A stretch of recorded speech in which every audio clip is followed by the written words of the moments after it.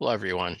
D. Alfred Ostrowski, and in this recording, I'm going to give you a Hello Solidity tutorial / demonstration. I'm going to be using, as of this recording, the latest possible version of Solidity and using the latest possible version of node.js as a command console. And also, we're going to be relying on the Ganache personal blockchain. So I'm going to be running it on Amazon AWS EC2. And why am I doing it this way, right? It is to have a common platform that I can give a solution to you and you can run it in exactly the same fashion as I am, hopefully without fail, okay? Providing that you don't see this in a longer time period from this recording. So let's get started. I'm assuming that you already have an Amazon account and a PPK key generated and some access to client software such as Putty. And everything else, we're going to go from scratch here. So I'm going to Amazon EC2, and I'm going to bring up a C5 instance. I'm going to pick Ubuntu. And the C5 instance, it defaults to the 2204 server.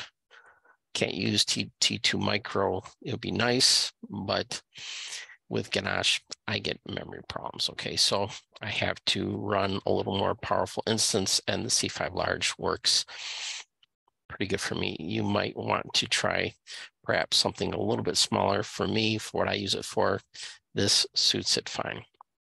And again, it is nice to have run the exact same architecture, everything the same, so you can get up and running as soon as possible here. So pick C5 large, and I already have a PPK key generated. Launch my instance.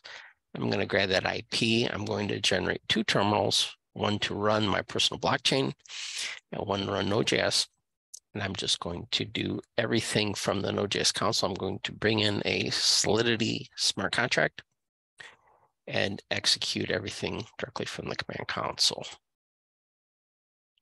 Now you can do similar operations, let's say with Remix. My advantage is that I subscribe to with this method is it takes you a little bit closer to the code and it gives you an alternate way and gives you a little more insight. We can hit that problem from a couple different ways. I also use Remix, but at the end of the day, I'm not going to deploy an application in and of itself with Remix in very few instances, right? I'm ultimately going to put it into a dApp, and this takes me a little bit closer to the code level, okay? And everything performs a little bit differently, right? So let me pull in the IP, and I'm going to bring up my terminals here as usual. Now all my commands are going to be on the GitHub. I'm going to cut paste directly from my GitHub, and I'm going to make that available with this recording so you don't have to rewind and take note of all the specific commands that I'm doing. You'll be able to cut paste it and get up and running as soon as possible. So here's my first terminal. I'm going to log in, and I didn't set any commands. I just defaulted everything. I'm using this essentially as a sandbox. So this is nice because I can do a lot of experiments, troubleshoot, and not worry about hurting anything. Because I know I can grab a new instance and start all over again from scratch. So that's the primary advantage of working with the cloud, right? So I got my two terminals up. Now I can start my installs, and the installs are going to go really fast. I don't have a lot of software to install. I'm pulling in Node, and then I am going to install my compiler Web3, and then the Ganache personal blockchain.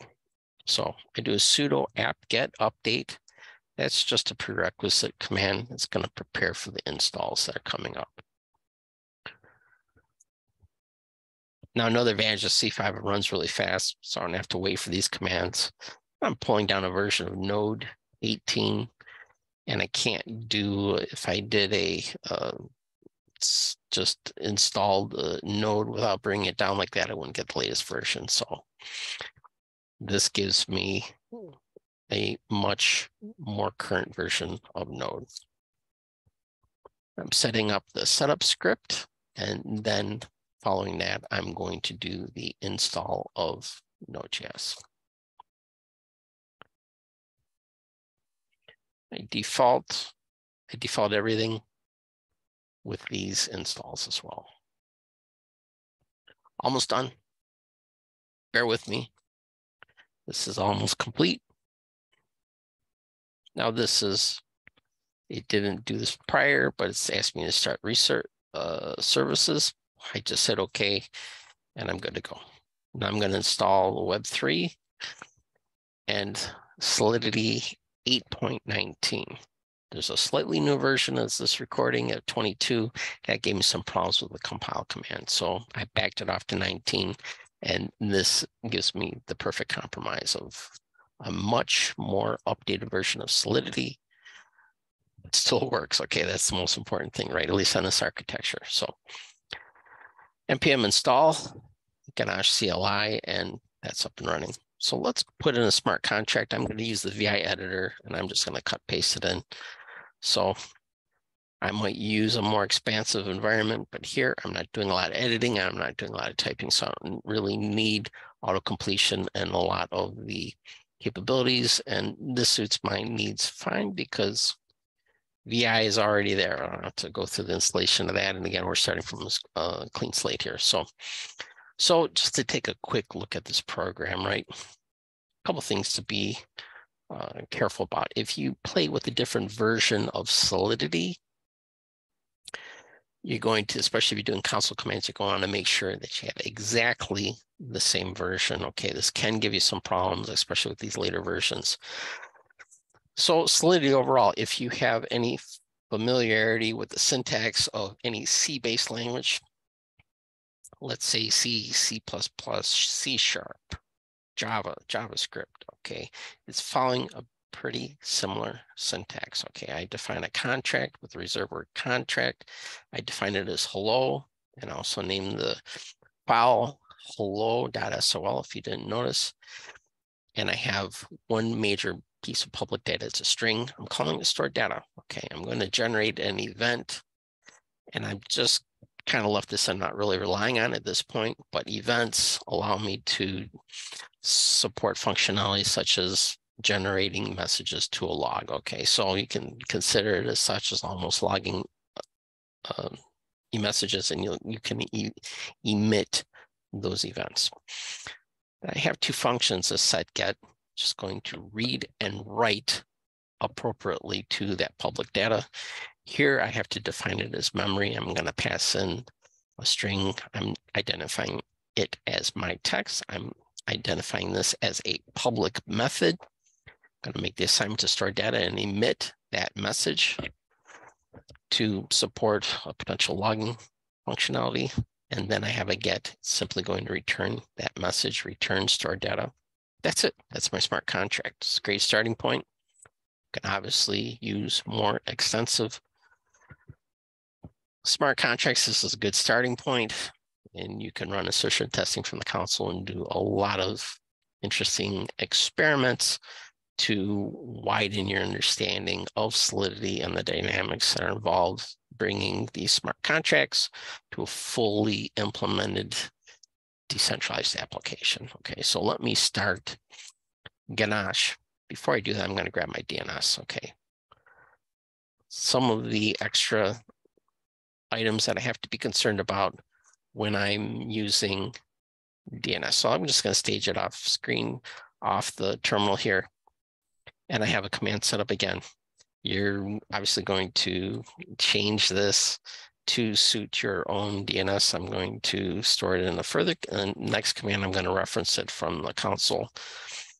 But let's bring up Ganache. So I'm calling node modules bin Ganache CLI, and I'm going to start it as a 8545. That's a popular port for your personal blockchain and a popular chain ID, especially when you're integrating it with MetaMask.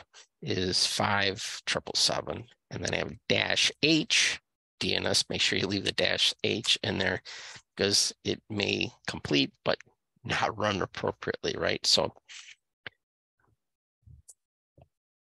it started up okay. Okay, let's scroll back and see exactly what happened. Ganache started up and didn't give me an error.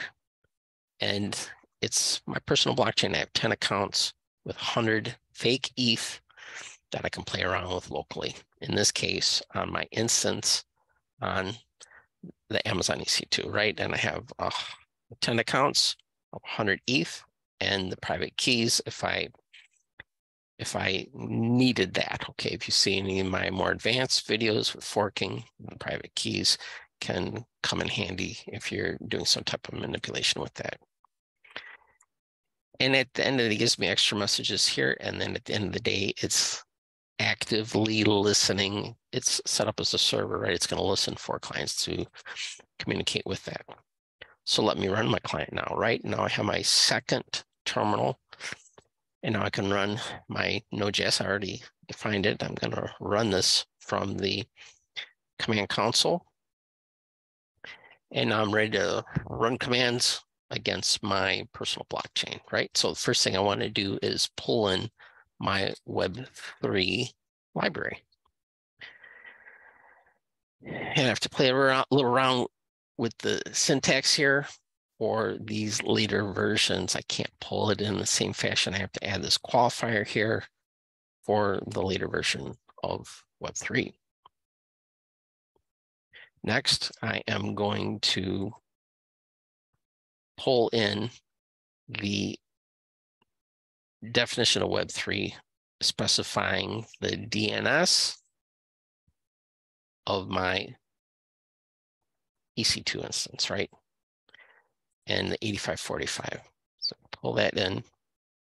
Now some of these commands will respond with a bunch of JSON-based data that's formatted, and if it doesn't work, it's going to give me an error. So I don't see an error here. So this looks good.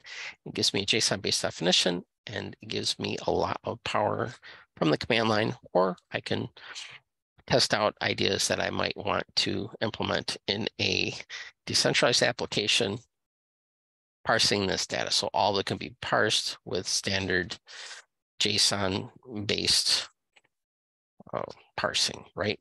So I have a lot of information around that.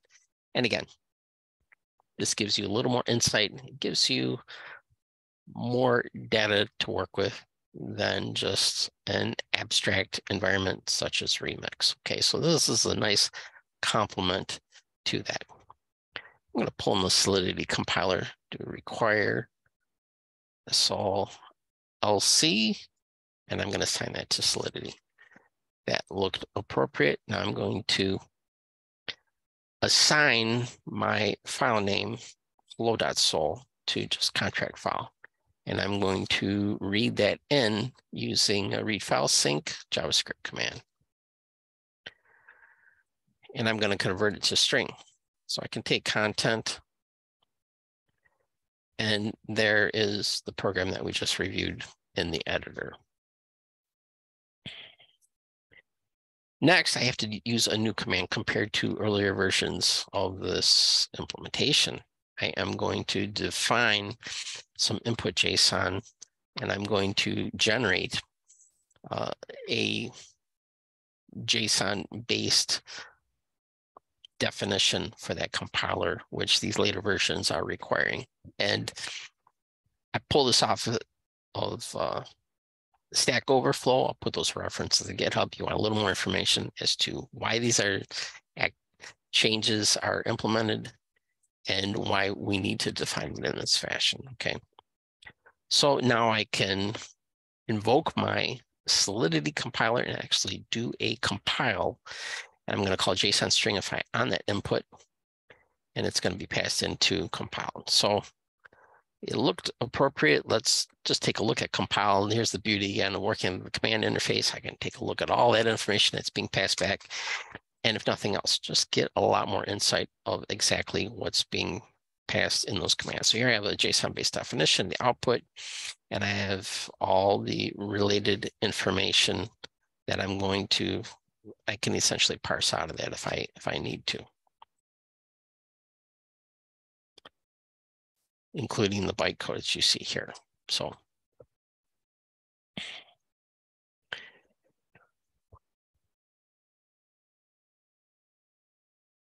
next, I'm going to do a JSON parse of that, and I'm going to assign that to a variable called output.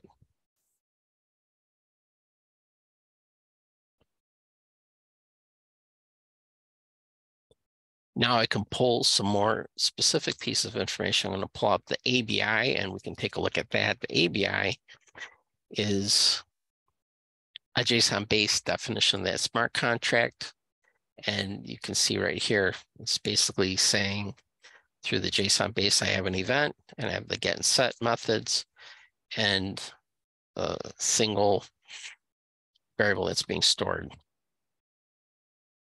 In similar fashion, I can parse out the bytecode object, so I can just hash into that JavaScript JSON-based definition that's being passed in. And here I have the bytecode. We can take a quick look at that. And identify that as such, right? So now I'm going to reference those accounts. I'm going to use my Web3 library and do a get accounts. I'm going to pass that into the variable accounts. You notice on the left, my Ganache responded. Okay, so this is good. It's communicating appropriately, and I can take accounts. And I have my 10 accounts that were identified on the left-hand side with my Ganache personal blockchain. I'm going to use the Web3 library. I'm going to define it as a contract. I'm going to use that ABI definition as input. I'm going to define it as hello world. Now I'm ready to deploy to my personal blockchain. So I do a hello world deploy. So I define this as a contract, and by virtue of that, I can use this deploy method, and I'm passing in my data as all the bytecode definition, and I'm going to be sending it from the count of 0. I assign a value for gas, and I'm going to pass the result into my contract. So let's try that out. So here I generated a transaction. It cost me some gas, and I can actually look at my accounts and validate them appropriately as well.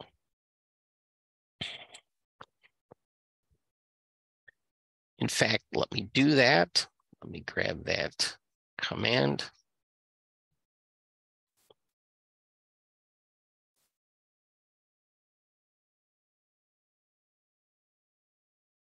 I can pull in the Web3 get balance. I'd be saying, I still have 100 ETH. Well, I looked at the first account, and it's a 0 index. So if I move it to 0, then I can see it's less than 0. I have 99.990. So let's keep that in mind when we do some operations here, right? So following that, I am going to do a set method. And again, in most cases, let's say calling it from React, I am going to default it to the initial account with Ganache. Here, in this case, I explicitly put in account 0. And let's look at that account balance again. So I have 99.98. Okay, so it took a bit of Ether to support right into my blockchain. And now I can read from my blockchain. And here I just don't simply want to do a get. I need to make sure that I'm passing it directly to the console, or else that message gets lost in this case. So here I did a my contract methods get. I did a call and console log, and it returned that command. Let's take another look at our balance on account 0. So it's 9989. It didn't change, okay? But if I do another set, and I can say hello world or whatever, right? I can do it again and do the get balance, and it's a slightly lower amount if you perform the comparison. So that's 98921, and prior I had 98983. Okay, so it's just ever so slightly. And I can, and the get balance doesn't change yet, okay, as I go through that. So there you have it. And then from 0 to 100, we install the relevant software. You wrote your first smart contract in Solidity and able to test it from the command console. So I hope this helps. As mentioned before, all this will be stored on GitHub, and you can cut paste these commands and go through this in a relatively short period of time. So thanks for listening. Hope this helps. Like and subscribe. Take care. Talk to you soon. Have a great day.